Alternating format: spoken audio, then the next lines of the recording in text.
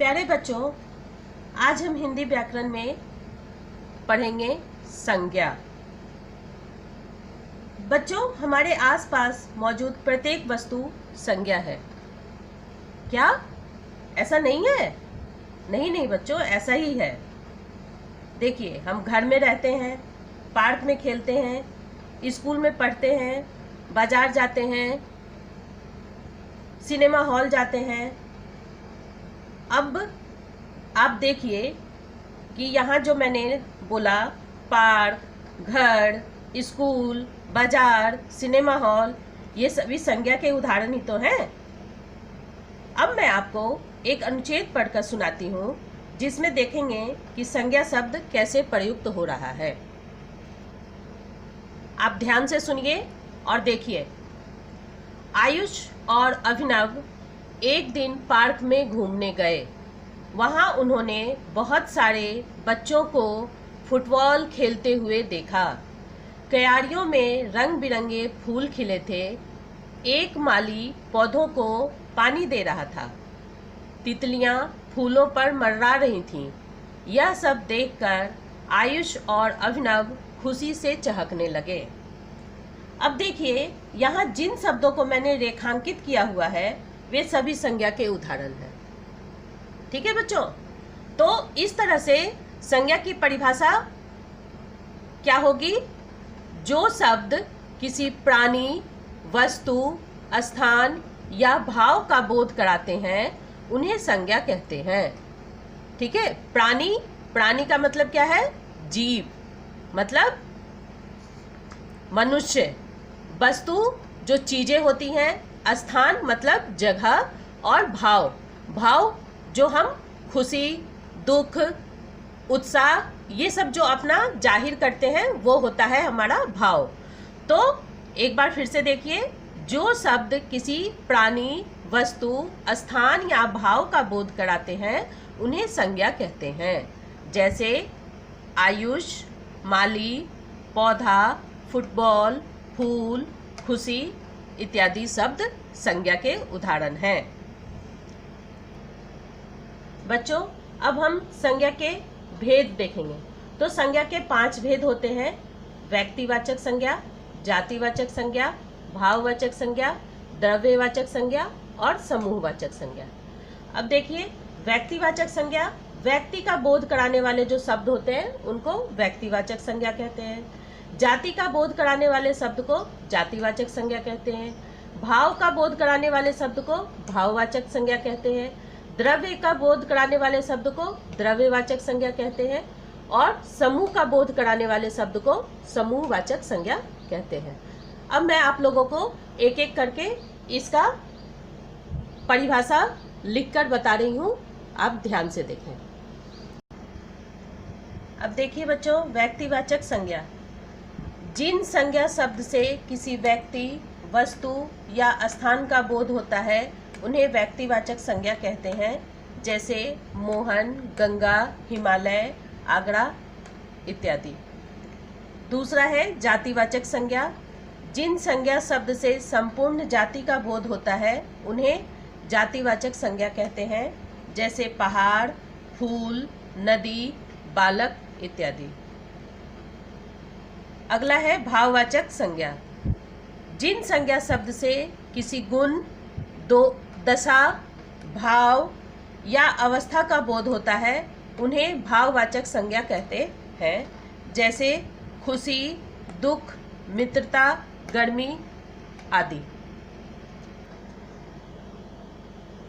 अब अगला है द्रव्यवाचक संज्ञा, जिन संज्ञा शब्दों से विभिन्न द्रव्य या पदार्थों का बोध होता है उन्हें द्रव्यवाचक संज्ञा कहते हैं। जैसे दूध, पानी, तेल, सोना आदि। समूहवाचक संज्ञा, लास्ट है हमारा समूहवाचक संज्ञा, जिन संज्ञा शब्दों से समूह का बोध होता है उन्हें समूहवाचक संज्ञा कहते हैं। जैसे कक्षा, दल, गुच्छा, भीड़, ये सारे शब्द जो है वो किसी न किसी समूह का, मतलब इकट्ठे एक चीज का बोध करते हैं, इसलिए इनको समूहवाचक शब्द कहते हैं।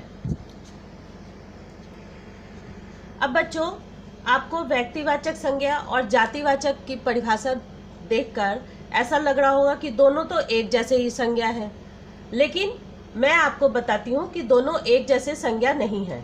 व्यक्तिवाचक संज्ञा में हम केवल एक व्यक्ति विशेष की बात करते हैं, ठीक है। जैसे मैंने यहाँ लिखा हिमालय, तो हिमालय एक पहाड़ है, ये आपको पता है। तो हम उसमें बता रहे हैं, हम ये बता रहे हैं कि हम पूरे पहाड़ की बात नहीं कर रहे हैं, हम केवल एक पहाड़ की बात कर रहे हैं जिसका नाम हिमालय है। अब वैसे ही देखिए, यहाँ पर लिखा है गंगा, तो हम एक नदी की बात कर रहे हैं, पूरे नदी की बात नहीं कर रहे हैं। बहुत सारी नदियां हैं हमारे देश में, तो हम सब नदियों की बात नहीं कर रहे हैं, हम केवल एक नदी की बात कर रहे हैं जिसका नाम है गंगा। वैसे ही आयुष, आपको पता है कि ये एक बच्चे का नाम है, तो मैं केवल एक ही बच्चे की बात कर रही हूँ। यहाँ पे एक बच्चा है जिसका नाम है आयुष, पूरे बच्चे की बात नहीं कर रही हूँ, सारे बच्चे की बात नहीं कर रही हूँ, सभी लड़कों की बात नहीं कर रही हूँ, ठीक है। उसी तरह देखिए, यहाँ पे लिखा है गुलाब, तो केवल एक गुलाब फूल की बात कर रही हूँ और फूलों की बात मैं नहीं कर रही हूँ, ठीक है। लेकिन हम जब जातिवाचक संज्ञा के बारे में पढ़ते हैं, तो जातिवाचक में आपको पूरे एक जाति का बोध होता है। उसमें किसी एक आदमी का नाम नहीं लिखा होता, किसी एक फूल का नाम नहीं लिखा होता, उसमें किसी एक नदी का नाम नहीं लिखा होता, बल्कि हम उसको केवल नदी कहेंगे, ठीक है। तो नदी जो है वो उसकी पूरी जाति होगी, उसमें गंगा नदी भी हो सकती है, सरयू नदी भी हो सकती है, ठीक है। लड़का है तो लड़का आयुष भी हो सकता है, रमेश भी हो सकता है, मोहन भी हो सकता है, ठीक है। फूल है तो फूल में गुलाब भी हो सकता है, चमेली भी हो सकता है। पहाड़ है तो पहाड़ में हिमालय के अलावा और भी कोई पहाड़ हो सकता है, कंचनजंगा हो सकता है, अरावली हो सकता है, ठीक है।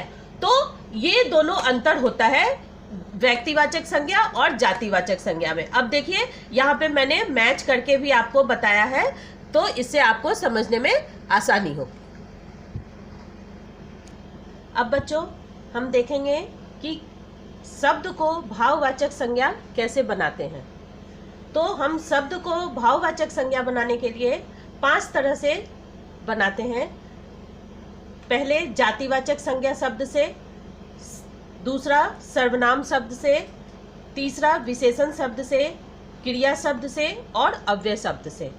अब देखिए, जातिवाचक संज्ञा शब्द से, ये शब्द बच्चा जो है वो एक जातिवाचक संज्ञा शब्द है, और इससे जब हम भाववाचक संज्ञा बनाएंगे तो बन जाएगा बचपन।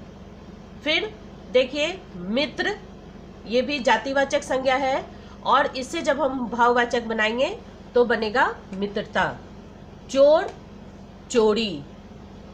अब देखिए, सर्वनाम शब्द से हम कैसे भाववाचक बनाते हैं। तो सबसे पहला शब्द है मम, तो मम एक सर्वनाम शब्द है, और इससे जब हम भाववाचक संज्ञा बनाएंगे तो बनेगा ममत्व। अपना से अपनत्व, निज से निजत्व।